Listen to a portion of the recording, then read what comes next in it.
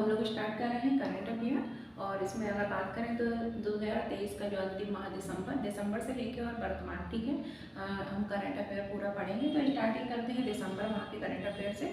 ये जो हमारा जो करंट अफेयर की जो सीरीज़ है, आगामी कोई सी भी परीक्षा हो, चाहे वो UPPCS हो, चाहे वो MPPSC हो, ठीक है, या अदरवाइज कोई भी स्टेट PCS हो या कोई सा भी एग्जाम हो, उसके लिए फायदेमंद है। चलिए स्टार्ट करते हैं दिसंबर 2023 का करंट अफेयर, ठीक है, क्योंकि जो एग्जाम उसमें 2024 का ही आएगा और हो सकता है कि दिसंबर का भी दे दे, इसलिए दिसंबर से स्टार्ट कर रहे हैं। सबसे पहले हम देखते हैं दिसंबर माह के कुछ महत्वपूर्ण दिवस, ठीक है, दिसंबर माह में मनाए गए कुछ महत्वपूर्ण दिवस। तो पहला अगर स्टार्ट करें तो 1 दिसंबर काफ़ी महत्वपूर्ण है। 1 दिसंबर को मनाया जाता है विश्व एड्स दिवस, ठीक है।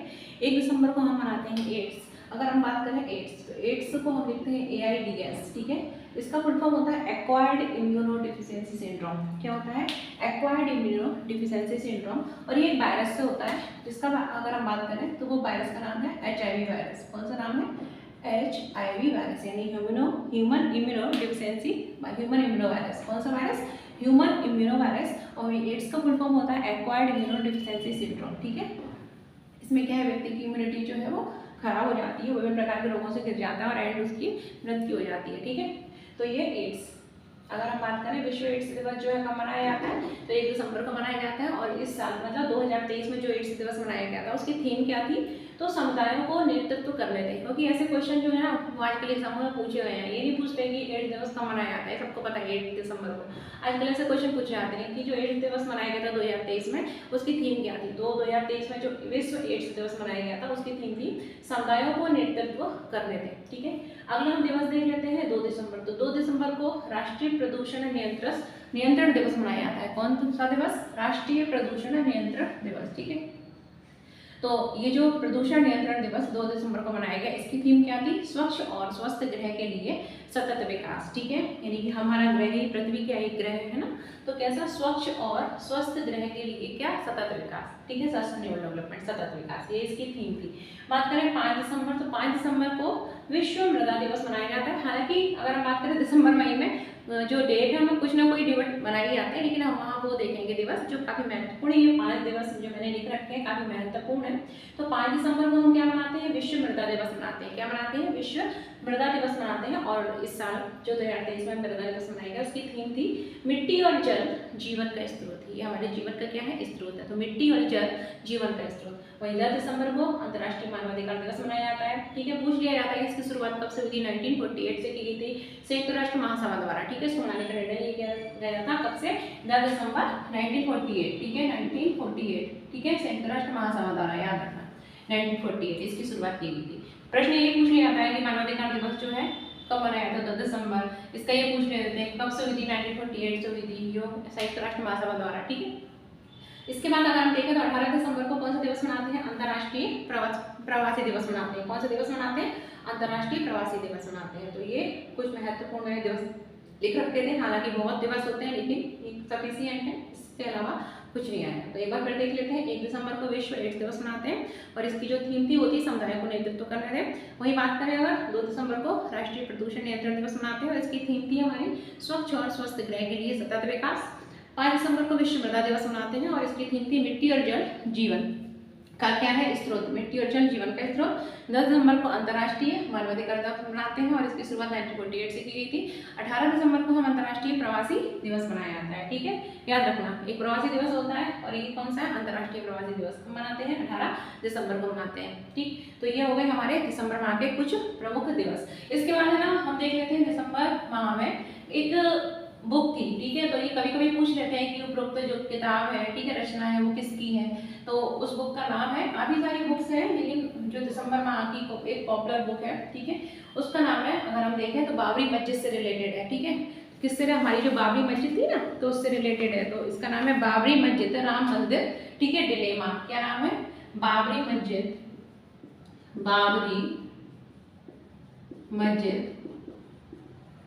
राम मंदिर डिलेमा, ठीक है। ये एक पुस्तक है, याद रखना, बाबरी मस्जिद, ठीक है। ये क्या है? एक पुस्तक है। तो पूछ सकते हैं कि उपरोक्त रचना जो है वो किसकी है, ये बुक किसकी है। तो बुक का नाम आपको याद रखना है बाबरी मस्जिद राम मंदिर डिलेमा, ठीक है। और ये किसकी है? माधव गोडबोले की है। किसकी है? माधव गोडबोले, ठीक है, याद रखना। पुस्तक का नाम क्या है? बाबरी मस्जिद, राम मंदिर डिलेमा, और ये किसकी रचना है? माधव गोडबोले की। किसकी है? माधव गोडबोले की है, ठीक है। और भी कई सारी है, लेकिन ये दिसंबर महीने की काफी महत्वपूर्ण बुक है। इसका नाम क्या है? बाबरी मस्जिद, राम मंदिर डिलेमा, और ये किसकी है? माधव गोडबोले की है, ठीक है। इसके बाद अगर हम बात करें कुछ खेल संबंधित करंट अफेयर देख लेते हैं, ठीक है। कौन सा करंट अफेयर, या फिर कुछ पुरस्कार वगैरह देख लेते हैं कि दिसंबर महीने में कौन कौन से पुरस्कार दिए गए हैं, ठीक है। अब हम देख लेते हैं दिसंबर महीने में दिए गए कुछ पुरस्कार, ठीक है। तो दिसंबर महीने में जो कुछ पुरस्कार दिए गए हैं उनको देख लेते हैं। जैसे कि एक सम्मान जिसको हम व्यास सम्मान के नाम से जानते हैं। क्या नाम है? व्यास सम्मान, ठीक है। व्यास सम्मान, व्यास सम्मान 2023 में दिया गया था दिसंबर में, व्यास सम्मान। तो व्यास सम्मान जो है वो किसको दिया गया था? पुष्पा भारती को दिया गया था। किसको दिया गया था? पुष्पा भारती। किसको दिया गया था? पुष्पा भारती को दिया गया था, ठीक है। एक हमारी ऑलरेडी वीडियो डली हुई है जिसमें सम्मानों से ऊपर है, जिसमें व्यास सम्मान लगातार 2-3 सालों के इकट्ठे हमने बताए हैं, लेकिन यहाँ हम ओनली दिसंबर महीने में जो, ठीक है, करंट अफेयर है महत्वपूर्ण उसको बता रहे हैं। तो व्यास सम्मान जो है वो किसको दिया गया? पुष्पा भारती को दिया गया। इनकी एक कृति थी जिनका नाम था यादें यादें यादें। तो पुष्पा भारती की कृति है क्या? यादें यादें यादें, ठीक है। ये की कृति है, रचना है जिसका नाम है यादें यादें यादें, और इसके लिए पुष्पा भारती जी को व्यास सम्मान से सम्मानित किया गया है, ठीक है। इसके बाद अगर हम बात करें तो पुरस्कारों की श्रेणी में हम अगला हमारा पुरस्कार है जिसको हम साहित्य अकेडमी पुरस्कार के नाम से जानते हैं, ठीक है। व्यास सम्मान हो गया, साहित्य अकेडमी सम्मान, साहित्य अकेडमी सम्मान, ठीक है, पुरस्कार। तो जो साहित्य अकेडमी पुरस्कार है कई क्षेत्रों में दिया जाता है, ठीक है, कई भाषाओं के लिए दिया जाता है। मैंने आपको बताया, वीडियो डाला हुआ है हमारा साहित्य अकेडमी पुरस्कार पर, देख लीजिएगा आपको, ठीक है। पुरस्कारों से संबंधित एक अलग वीडियो बने हुए हैं सारे। तो साहित्य अकेडमी पुरस्कार जो है वो भी दिसंबर 2023 के लिए दिया गया था। किसको दिया गया था? उर्दू के क्षेत्र में दिया गया, ठीक है। अगर बात करें हम तो हिंदी भाषा के लिए दिया गया था, अंग्रेजी भाषा के लिए भी दिया गया था, संस्कृत के लिए भी दिया गया, मतलब कई सारी रचनाओं के लिए आते हैं, अलग अलग भाषाओं के लिए। हमको मैंने याद क्या रखना है कि उर्दू के लिए किसको दिया गया था, पूछ सकते हैं, कई बार पूछे भी गए हैं। संस्कृत के लिए तो इतना नहीं, हाँ हिंदी और अंग्रेजी और हिंदी जरूर याद रखना है। तो हिंदी के लिए अगर बात करें तो संजीव को किसको दिया गया था? साहित्य अकेडमी पुरस्कार 2023 से संजीव को सम्मानित किया गया था, ठीक है। हिंदी भाषा के लिए अगर देखें, इनकी कृति थी तो संजीव को, ठीक है, संजीव को दिया गया था। हिंदी भाषा में इनकी कृति थी, ठीक है, इनको संजीव को दिया गया था। और इनकी रचना का नाम क्या था? मुझे पहचानो। क्या नाम था इनकी रचना का? मुझे पहचानो। ये सारा जो करंट अफेयर है ना, ये हम किसका पढ़ रहे हैं? दिसंबर 2023 का देख रहे हैं। तो संजीव को, ठीक है, किस भाषा के लिए? हिंदी के लिए। अगर बात करें कृति का नाम क्या था? मुझे पहचानो। इस रचना के लिए साहित्य अकेडमी पुरस्कार 2023 से सम्मानित किया गया। वहीं अगर अंग्रेजी भाषा के लिए देखें तो नीलम शरण गौर, ठीक है, अंग्रेजी भाषा के लिए किसको दिया गया था? नीलम, ठीक है, शरण गौर को साहित्य अकेडमी पुरस्कार 2023 से इस अंग्रेजी भाषा में सम्मानित किया गया। तो क्या नाम था? नीलम शरण गौर, ठीक है। इनकी रचना थी रेक्विएम इन राजा जानकी। क्या नाम था? रेक्विएम इन रागा जानकी, ठीक है, याद रखना है। इनकी कृति का नाम क्या था? रेक्विएम इन रागा जानकी। तो मैं इनकी कृति का नाम लिख देती हूँ, क्या था? रेक्विएम इन रागा जानकी, याद रखना है। तो हिंदी इंग्लिश तो मैं याद रखना ही है, साथ ही उर्दू भी आप चाहो तो याद रख सकते हो। तो साहित्य अकेडमी पुरस्कार हिंदी के लिए संजीव को दिया गया था, मुझे पहचानो उनकी कृति थी। वहीं अंग्रेजी भाषा के लिए नीलम शरण गौर को इस पुरस्कार से सम्मानित किया गया। इनकी जो कृति थी उनका नाम था रेक्विएम इन रागा जानकी। और उर्दू के लिए बात करें तो सादिक, ठीक है, सादिक का नवाब, ठीक है। उर्दू के लिए अगर बात करें, उर्दू भाषा के लिए किसको दिया गया था? ठीक है, याद रख सकते हो, बाकी बहुत सारी भाषाओं के लिए दिए गए हैं, लेकिन आप 2-3 भाषा याद रख सकते हो। उर्दू के लिए दिए गए थे सादिका नवाब शहर को, किसको दिया गया था? सादिका नवाब, ठीक है, सादिका नवाब शहर को दिया गया था। और इनकी कृति का नाम था राजदेव की अमराई। क्या नाम था? राजदेव की अमराई, राजदेव की अमराई। तो ये हो गए हमारे साहित्य अकेडमी पुरस्कार, ठीक है, 2023 में दिए गए थे। पहला हमने व्यास सम्मान देख लिया, पुष्पा भारती को दिया गया था यादें यादें यादें। इसके बाद हमने देखा साहित्य अकेडमी पुरस्कार विभिन्न भाषा में दिए जाते हैं, जिसमें हिंदी के लिए संजीव को मुझे पहचानों के लिए, वहीं अंग्रेजी के लिए नीलम शरण गौर को रेगियो में रागा जानकी के लिए, और उर्दू के लिए सालिका नवाब सैयद को दिया गया था राज्य देव की अमराई के लिए। ठीक है, एक पुरस्कार होता है जिसको हम रविन्द्रनाथ टैगोर साहित्य अकादमी पुरस्कार के नाम से जानते हैं। ठीक है, क्या नाम है? रविन्द्रनाथ टैगोर साहित्य अकादमी पुरस्कार, और ये एक लेखिका को दिया गया है। ठीक है, किसको दिया गया? एक लेखिका को दिया गया है। ठीक है, और इसके साथ साथ आप लोगों ने पढ़ा होगा इकोनॉमिक्स के क्षेत्र में नोबेल पुरस्कार दिया गया था पहले अभिजीत बनर्जी। ठीक है, तो रविन्द्रनाथ टैगोर साहित्य अकादमी पुरस्कार है, और ये किसको दिया गया है? संयुक्त रूप से एक लेखिका है।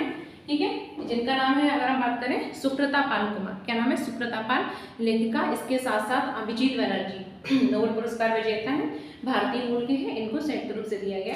तो अगला पुरस्कार हम देख लेते हैं, कौन सा? रविन्द्रनाथ टैगोर साहित्य अकादमी पुरस्कार। कौन सा? रविन्द्रनाथ टैगोर